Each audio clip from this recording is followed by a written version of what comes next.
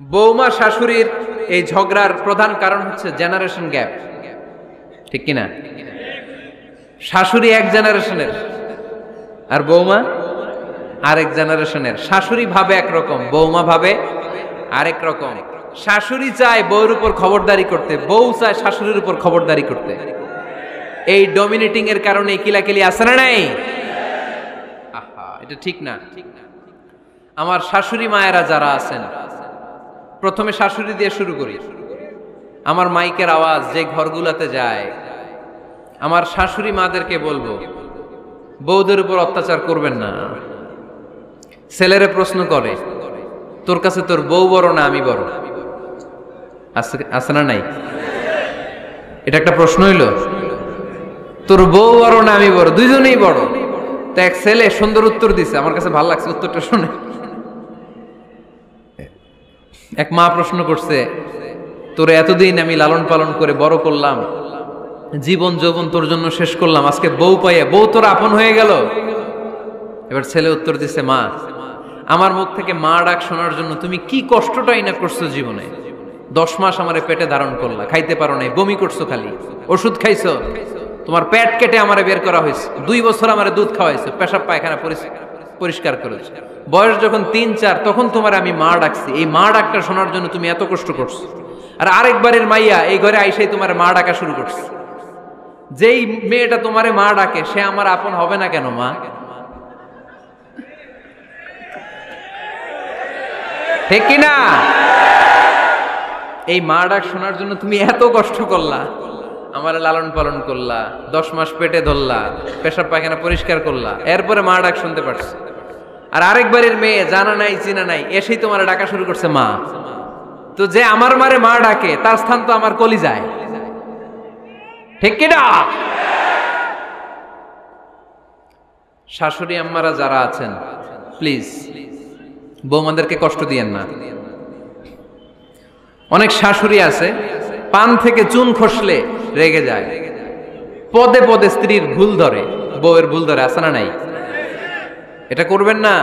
সে তো নতুন, আপনার অনেক এক্সপিরিয়েন্স হতে তার সময় লাগবে, তাকে সময় দিন, তাকে ভালোবাসুন, ঠিক কিনা? না বুঝে সামান্যতে বৌমারে বদদোয়া দেয়, এরকম আছে না নাই?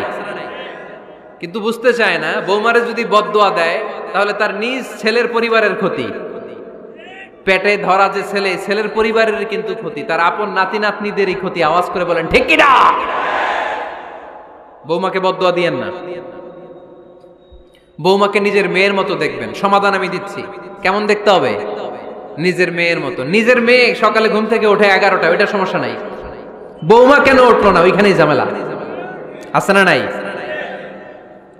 মেহেরবানি করে আপনার বৌমাকে আপনার নিজের মেয়ের মতো দেখেন। নিজের মেয়েরে যেমনি আদর করেন তাকেও অমনি আদর করেন। আপনার বৌমারে যদি আপনি কষ্ট দেন, মনে রাখবেন আপনার নিজের মেয়েটাও আরেকবারের বউ হয়ে কয়েকদিন পরে যাবে। আপনি যা যা করবেন আপনার মেয়েকেও তারা ওই রকম কষ্ট দিয়ে বাড়িতে ফিরিয়ে দিবে। চিল্লায় বলেন ঠিক কিনা? এবার আসেন বৌমার কথা বলি।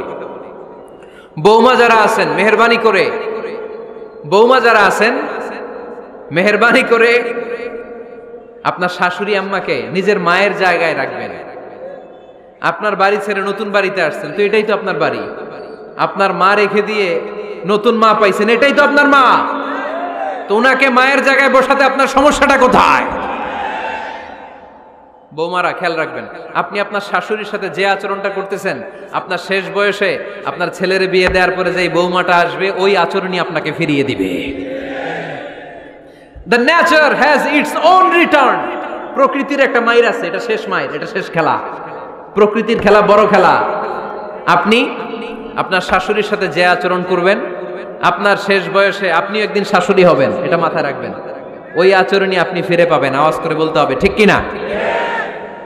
এজন্য 9 নাম্বার পয়েন্টস হচ্ছে মিউচুয়াল রেসপেক্ট।